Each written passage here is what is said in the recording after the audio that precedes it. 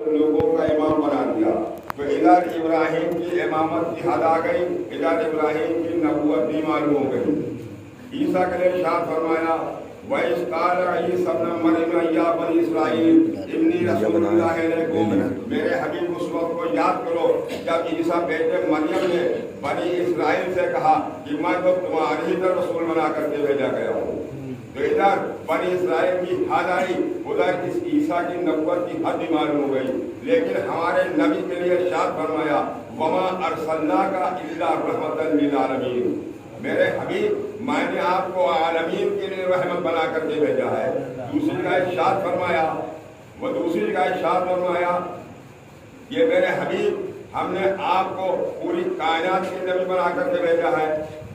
تیسری جگہ ارشاد فرما رہا ہے کہ یا ایھا الناس انی رسول اللہ علیکم، میرے حبیب آپ ان سب سے کہہ دیجئے کہ میں تم سب کے طرف رسول بنا کر کے بھیجا گیا ہوں۔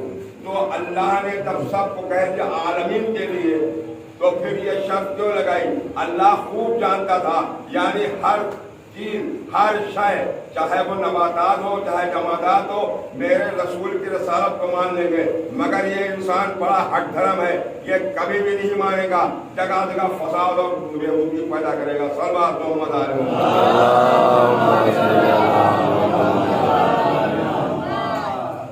تو معلوم ہوا اگر کائنات کے لیے کوئی نبی اور رسول بن کر کے آیا ہے تو صرف ہمارے نبی کریم محمد مصطفیٰ صلی اللہ علیہ وسلم، باقی سب جزوی رسول ہیں۔ تو اب اللہ نے اپنے نبیوں کو جب 3 چیزیں دے کر کے بھیجا، یعنی پہلی دلیل دیا اس نے، یعنی معجزہ تو آپ کی زبان میں کہا ہے، قرآن میں بینات قرآن ایسے لفظ استعمال ہوئے ہیں۔ تو اللہ نے آپ کو جب 3 چیزیں دے کر کے اپنے نبیوں کو جب بھیجا ہے تو پہلی چیز کا ہے معجزہ، یعنی جو نہ مانے انہیں معجزے سے منواؤ، انہیں نہ مانے انہیں معجزے سے منواؤ۔ اب جب مان جائے تو ان کے سامنے کتاب خدا کو پیش کرو۔ اب جب کتاب خدا پر ہونے کا دعویٰ کریں تو پھر میزان میں تول کر کے دیکھو۔ صلوات محمد علیہ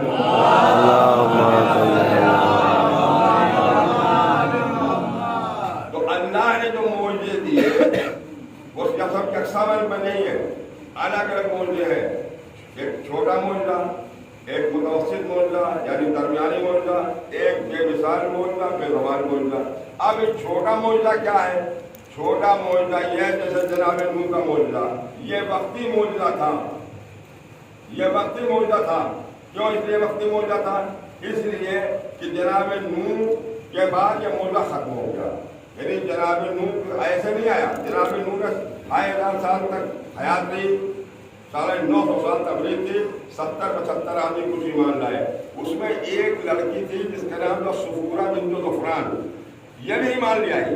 جب یہ ایمان لے آئی تو قوم والوں نے اس کو ایک کوٹھی میں بند کر کے حجرے میں کفر مکفر کر دیا، کہا یہ نوح کے خدا پر ایمان لائی ہے لہذا اس کو اس میں بند کر دو، 2 سال میں سوگند کے راک ہو جائے گی۔ اب جب 3 دن بیت گئے تو ایک مرتبہ اس لڑکی نے اسی حجرے میں کہا پروردگار کیا تیرے نبی اور تجھ پر ایمان لانے کا یہی انجام ہے کہ ہم کوٹھی میں سل کر جائیں؟ تو ایک مرتبہ نور چمکا، ہم نور حاضر ہو گئے۔ لوگ ہمارے امام پر تعجب کرتے ہیں کہ آج اتنا زمانے سے پردہ محل میں کیسے ہے؟ ارے نور جیسا نبی ارے نور بن کر کے حاضر ہوتا ہے اور 2 سال تک صفورہ بنت غفران کو زندہ رکھتا ہے۔ اگر ہمارا امام 14 سال سے پیچھے ہے تو ہمیں کیا نہیں زندہ رہ سکتا؟ صلوات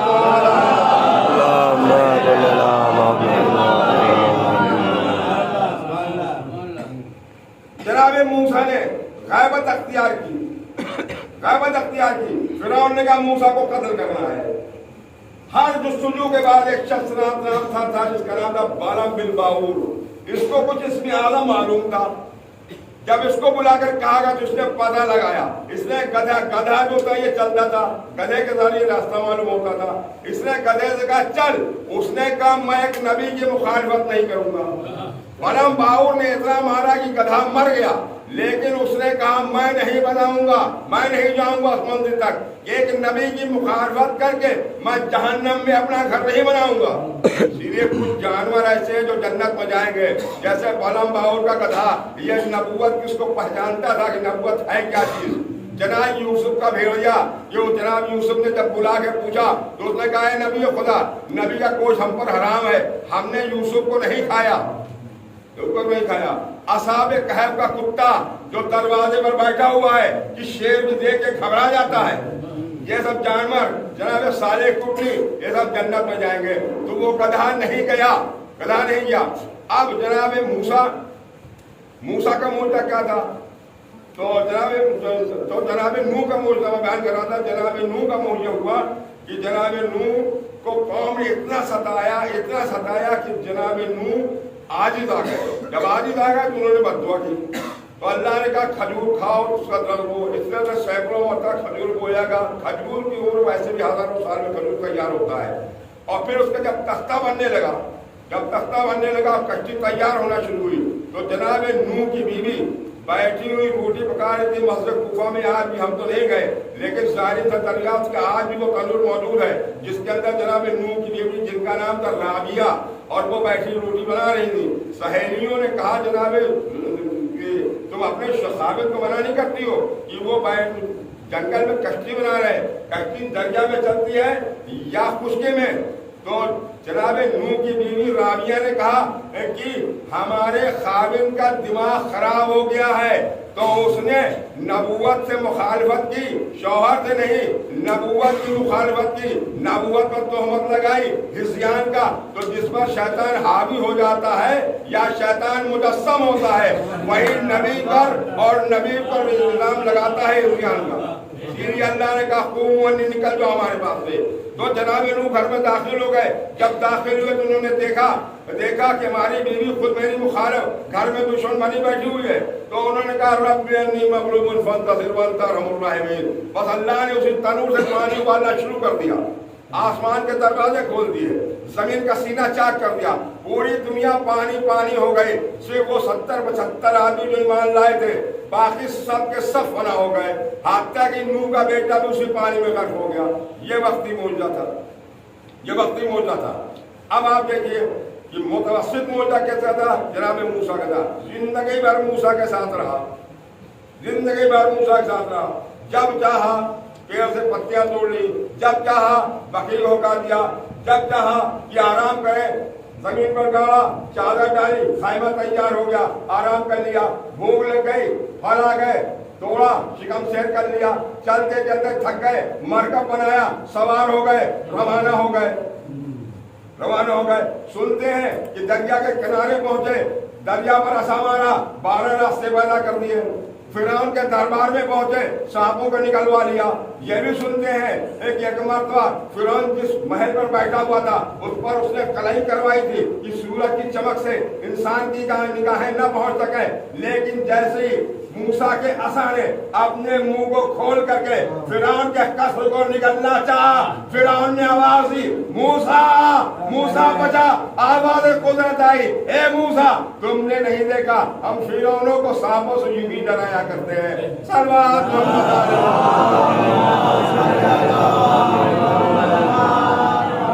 اب اگر یہی عصا موسیٰ کے ہاتھ سے لے کر کے ایک بانس کا ٹھوکا دے دیا جائے تو کیا موسیٰ معجزہ دکھا پائیں گے؟ نہیں دکھا پائیں گے۔ اگر یہی عصا لے کر کے ہم علی حسن بھائی کے ڈاکٹر صاحب کے حوالے کرتے ہیں، کیا یہ معجزہ دکھا پائیں گے؟ ہرگز نہ دکھا پائیں گے، کبھی نہ دکھا پائیں گے، اس لیے کہ عصا الہی ہو، ہاتھ کلیم اللہ کا ہو۔ عصا الہی ہو، ہاتھ کلیم اللہ کا ہو، جب یہ معجزہ ظاہر ہوگا۔ تو یہ متوسط معجزہ تھا۔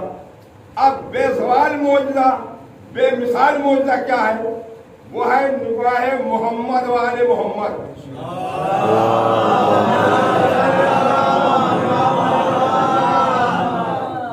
ان کے لیے نہ کوئی وقت کی خیر، نہ زمان کی خیر، نہ کسی چیز کی خیر۔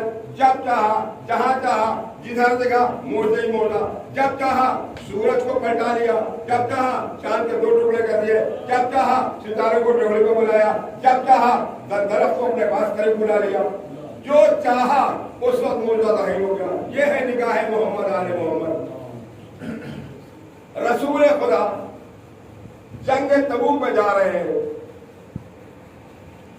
لشکر کے بعد پانی ختم ہو گیا. لشکر نے ہتھیار ڈال دیے. کہا اللہ کے رسول ہم آگے نہیں بڑھ سکتے, ہمیں پانی چاہیے. آپ نے فرمایا دیکھو کسی کے پاس تھوڑا سا پانی ہو تو لے آؤ. تلاش کرنے کے بعد جابر بن عبداللہ انصاری کے مشق میں چند قطرے پانی کے ملے. اللہ کر کے پیالے پیش کر دیا گیا. پیغمبر اسلام نے اس میں ہاتھ ڈالا اور باہر نکالا. پانی کے آبشارے جاری ہو گئے, یعنی پہاڑ سے پانی جاری ہو گیا بڑے جھرنے کے ساتھ میں. علامہ محدث دہلوی نے لکھا کہ 30,000 اونٹ 30,000 گھوڑے پہلا سن کے فوجی سب نے پیا, سب سے راب ہو گئے, وافر ذخیرہ اکٹھا کر لیا. اب بتائیے یہ پانی آیا کہاں سے؟ لوگوں نے پوچھا یا رسول اللہ یہ پانی کہاں سے آ رہا ہے؟ آپ نے فرمایا کوئی اپنے جیسا سمجھ رکھا ہے. میں نے ادھر پانی میں ہاتھوں کو مس کیا, ادھر میں نے کوثر سے ملا رکھا تھا. تو دنیا والے ایسے بھی تھے جنہوں نے دنیا میں کوثر کا پانی پیا, لیکن وہی ظلم ظالمانہ حرکت سے باز نہیں آئے. صلوات محمد علیہ وسلم.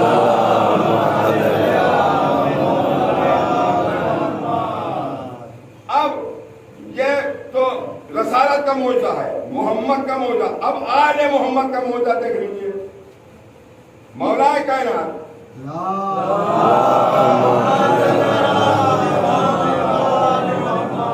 مسجد کوفہ میں خطبہ دے رہے ہیں. دیکھا کہ 2 شخص آپس میں, ایک عورت ایک مرد لڑ رہا ہے.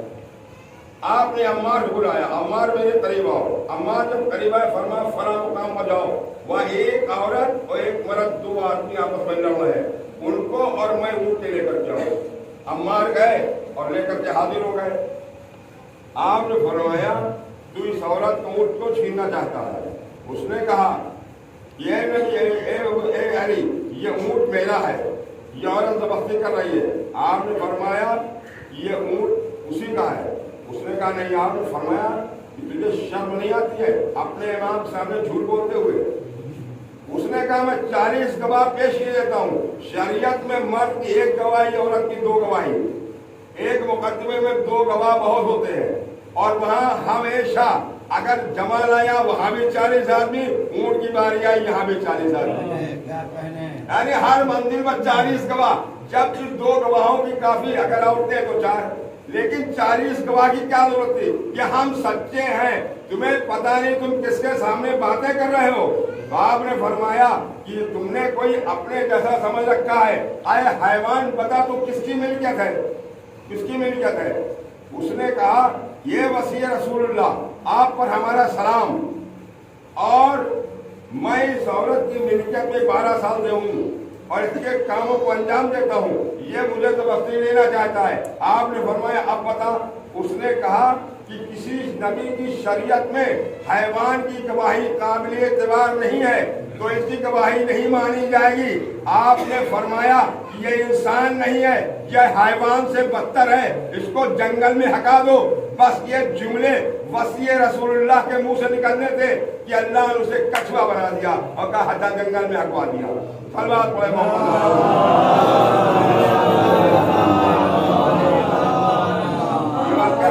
میں نے دیکھا تو جو علی سے مخالفت کرے وہ جانور سے بھی کرتا ہے. اب مضمون کو سمیٹتے ہوئے اور لمبا نہ ہو جائے, وکیل صاحب بیٹھے ہوئے ان کی حکیم ہے جسے نا. صلوات پڑھے محمد.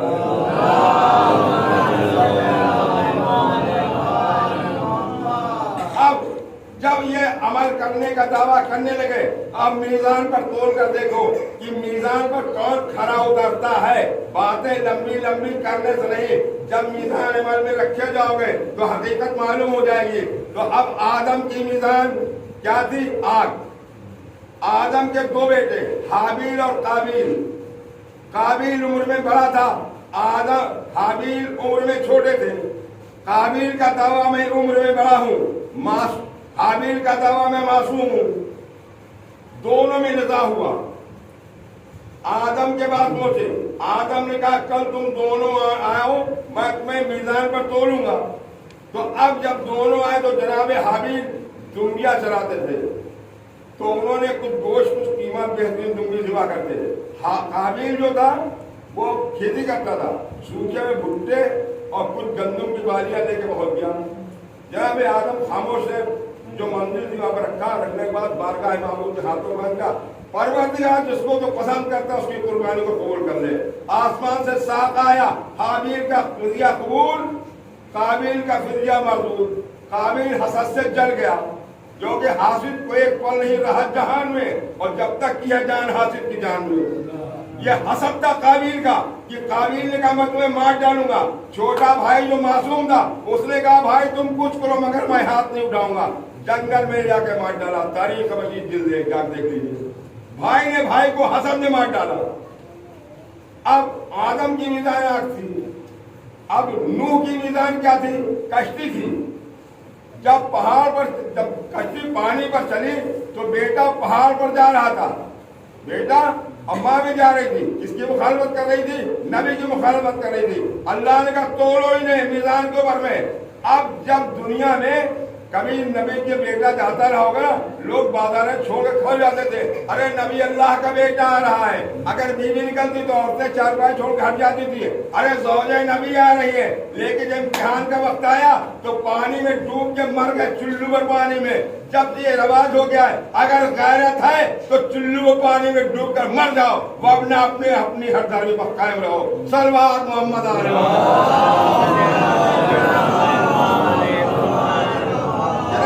فریاد کرتے رہے, اے پروردگار کیا تو نے نہیں کہا تھا میں تمہارے اہل کو بچا لوں گا؟ آواز انہو لیسا من اہلک, اے لوگ تمہارا بیٹا ہو تو ہو مگر تمہارے اہل سے نہیں ہے. ایک موج حائل کی, بیٹا غرق ہو گیا, کشتی آگے بڑھ گئی. اب اس کے بعد میں یوسف کا میزان پیارا تھا. جب چور ہاتھ لگاتا تھا تو چلاتا تھا, اور جب شاہ ہاتھ لگاتا تو خاموش رہتا تھا. جناب داؤد کا میزان ایک آسمان سے لٹکا ہوا سگنل تھا, جس میں جناب داؤد فیصلہ کیا کرتے تھے. تو ایک مرتبہ ایک شخص نے قرضہ لے لیا, جیسے جاوید بھائی نے لے لیا کسی نے 5000 روپئے. تو انہوں نے کہا, جب اس نے مانگا کہ لاؤ ہمارا قرضہ, انہوں نے کہا میں نے تیرا قرضہ ہی نہیں لیا, تو میرا کیا کرے گا؟ جو سمجھنا کر لیتے ہیں. اس نے کہا میں بارگاہ نبوت میں تمہاری شکایت کروں گا. اس نے جا کے جناب داؤد سے کہا. جناب داؤد نے کیا کام کیا؟ کہا کل تم دونوں آنا, ہم تمہیں میزان پر وزن کریں گے. تو جب دونوں آئے تو وہ جو تھا قرضہ لینے والا, اس نے ایک بانس کا سوٹا کھول ڈال لیا, پوری رقم کو بھر کے سیل بند کیا اور لے کر کے جناب داؤد کی خدمت میں آ گیا. پہلے تو جس نے قرضہ دیا تھا اس نے ہاتھ لگایا, وہ سگنل خاموش رہا. لیکن چوروے نے کیا کام کیا کہ اپنا سگنل اس کو تھمایا, لے میرا پکڑ لے, میں بھی ہاتھ لگاتا ہوں. اب رقم ہاتھ میں آ گئی, سگنل خاموش. جناب داؤد نے بارگاہ الہی میں عرض کی, پالنے والے آج اس سگنل کو کیا ہو گیا ہے؟ آواز قدرت آئی, اے داؤد ذرا سگنل توڑ کے دیکھو, معاملہ کھل جائے گا. جیسی جناب داؤد نے سگنل توڑا, اس کے اندر قارض کی پوری رقم نکل آئی. تو لوگ, اللہ نے کہا لوگ اتنے چالاک ہو گئے, ہم اس کو اٹھائے لیتے ہیں, اب ہم ایسا سگنل بھیجیں گے خالی تمہاری پیشانی دیکھ کے بتائے گا. صلوات محمد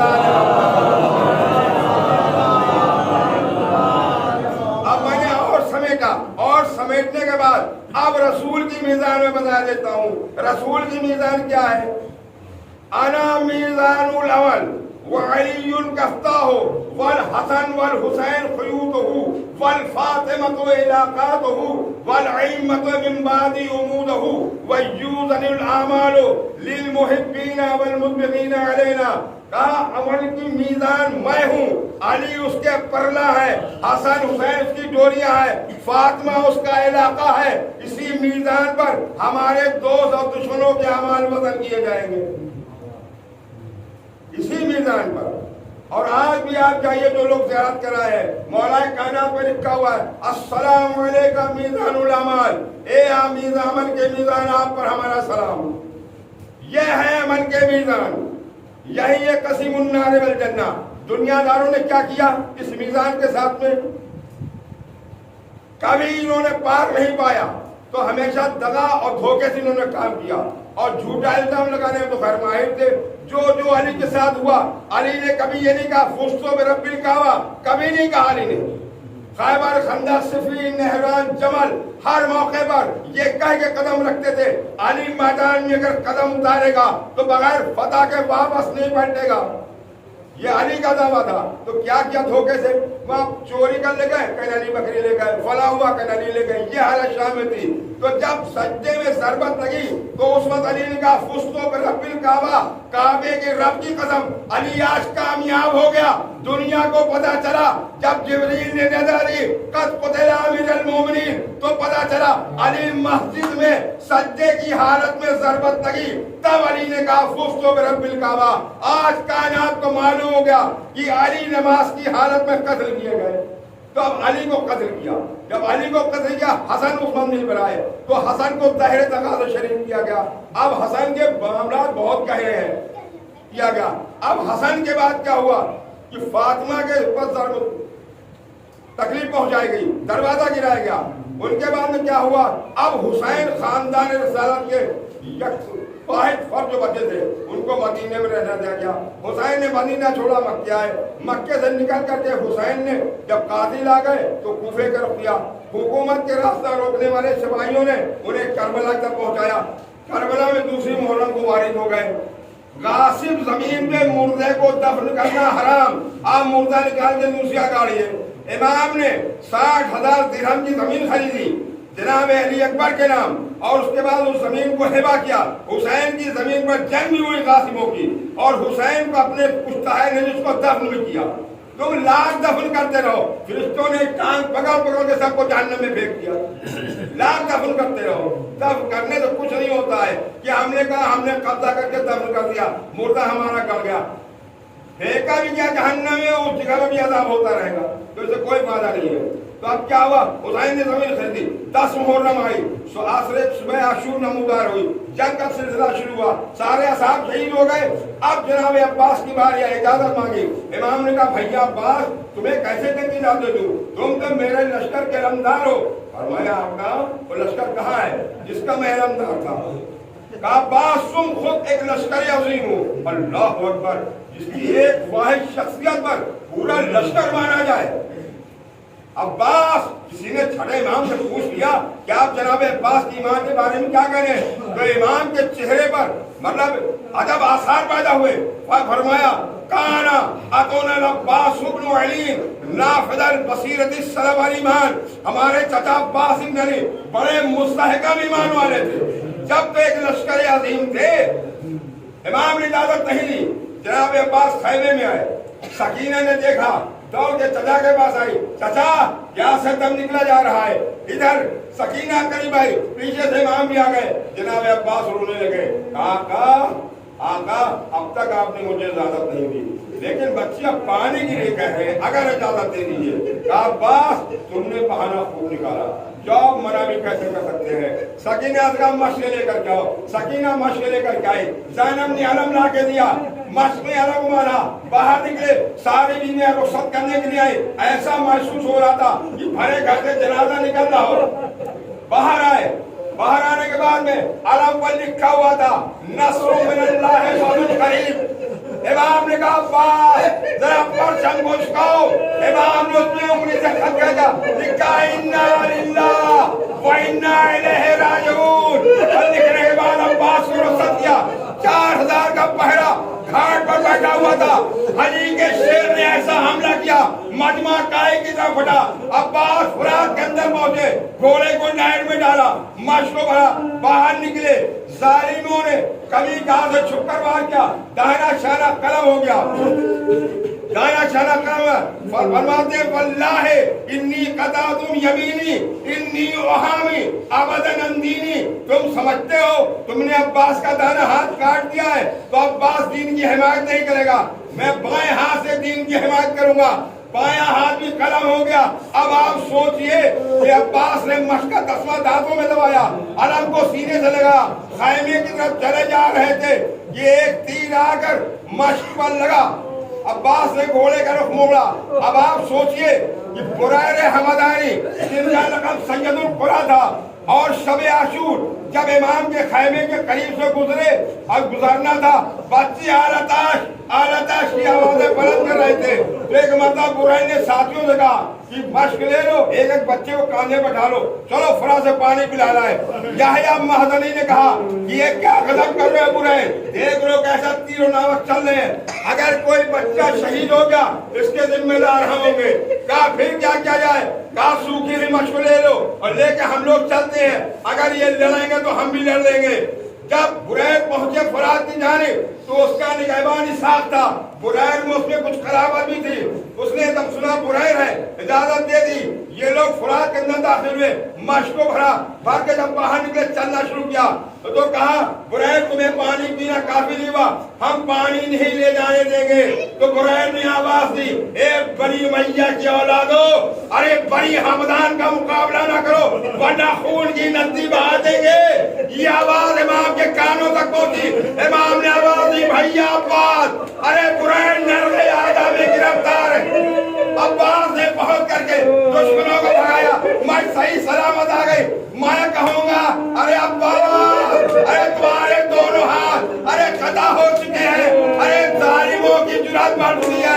काश मेरा इतना बड़ा मजमा अरे करबला के मैदान में होता, अपने आका अबुल फजल अब्बास को हल्के में ले लेता। एक जालिम आगे बढ़ा, सर पर खून मारा और हमदान हुसैन अरे तौरा के जमीन की तरफ चला, तौरा के जमीन की तरफ चला। अरे सब शुहदा के तो हाथ देना, लेकिन जब अबू तराब का फजल अरे घोड़े से जमीन तक आया तो मुंह के भर आया होगा। आवाज दी, इमाम घोड़े पर सवार होकर चले। अरे जब जालिमों ने देखा, क्योंकि अब्बास ने अली अकबर से वसीयत की थी ना, ये बेटा अली अकबर अरे जब किसी को जिंदा देना महसूस होता है तो उसकी लाश को घोड़ों की टापों से पामाल करते हैं। ए अली अकबर, अगर तुम मेरी लाश को उमर साद के पास ले जाना, कहना अगर हुसैन की लाश को पामाल करने को हो कि अब्बास की लाश हाजिर है, पामाल करा दे।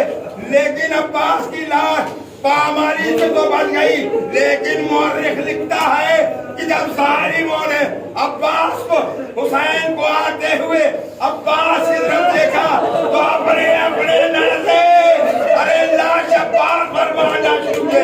अरे लाश कीमा हो गई, हुसैन अब्बास की लाश पर पहुंचे, रब के जान बाकी थी। अब्बास ने वसीयत दी, दुनिया से रुखसत हुए। अज़ादारों सुने आप कि जब दोनों भाइयों के कैसी साथ रहा।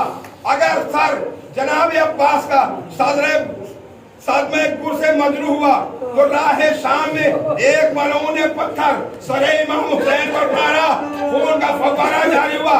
ज़ैनब ने अपना सर चौबे महमिल में दे मारा।